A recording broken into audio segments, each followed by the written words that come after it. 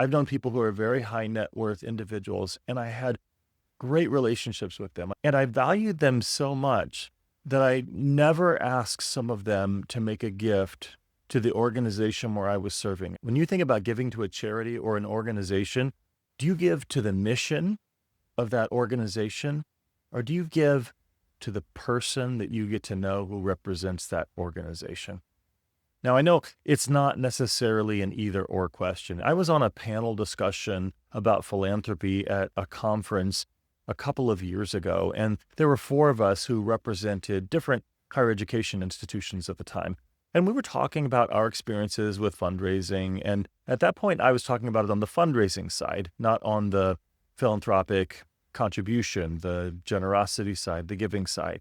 And I remember saying that I'm uneasy sometimes when people make gifts because they like me.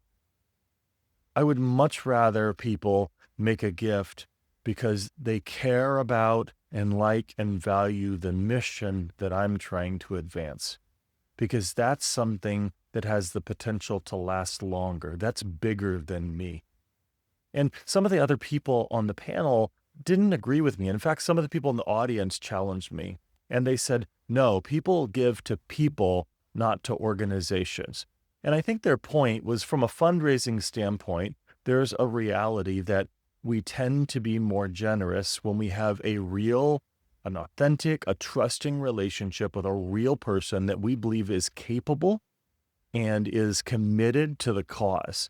And when you meet a person like that, you're of course going to be more inclined to entrust them with some of your resources in the form of a charitable gift, because you're more confident that it will be used well. It's like an investor. If you're investing in a new startup business or a company, and it's a person who just doesn't show the competence or the character or the commitment to really see that startup through, why would you invest your money on it? You're not going to get a great return on investment. Even if it's a great idea, it's probably not going to be executed very well if you don't have a good leadership team. And so, of course, it matters that you have confidence in the leadership team.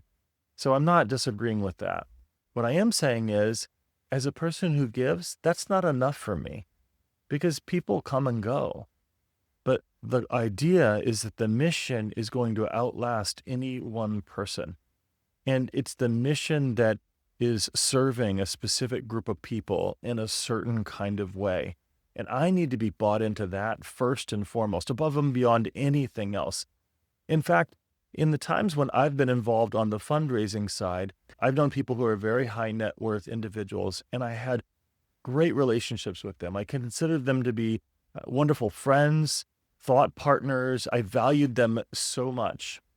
And I valued them so much that I never asked some of them to make a gift to the organization where I was serving at the time.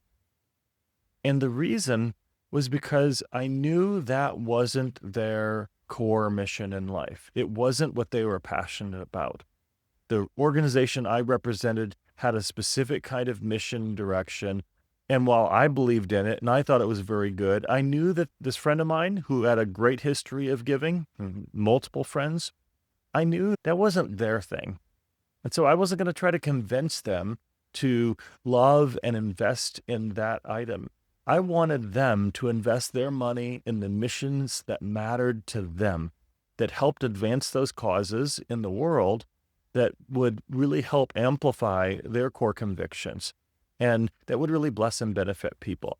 And I think that's a really good approach, a really good perspective. Those of us who embrace the call to generosity and to giving, absolutely. Let's get to know people. Let's build those good, trusting relationships. Let's do our due diligence and make sure that when we're making a gift to an organization, that we're making a gift to an organization with good, strong, solid, capable people and leaders who are going to use those resources responsibly and well. And before we even get to that, let's make sure that it's a cause that we care about. Let's make sure that it's something that we can fall asleep at night and feel really great knowing that we've contributed to that thing. And we can wake up in the morning and feel good about the fact that, yeah, I think that this was a great investment. I stand by that. I'm proud of the fact that this gift is benefiting people in a particular way. And that is what I call mission-minded generosity.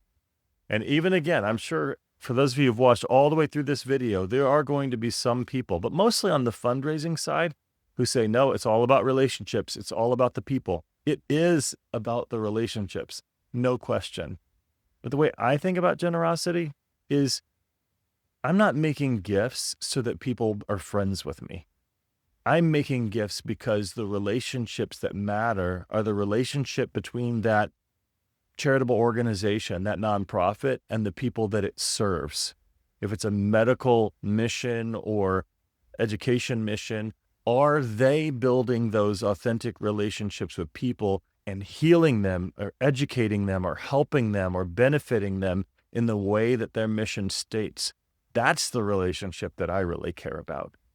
Ultimately, at the end of the day, I don't care if I have best friends in that organization or not. I want to know and trust the leaders, but I care about the results that they're going to get with real people in a real world with real needs. That's what matters to me. What about you?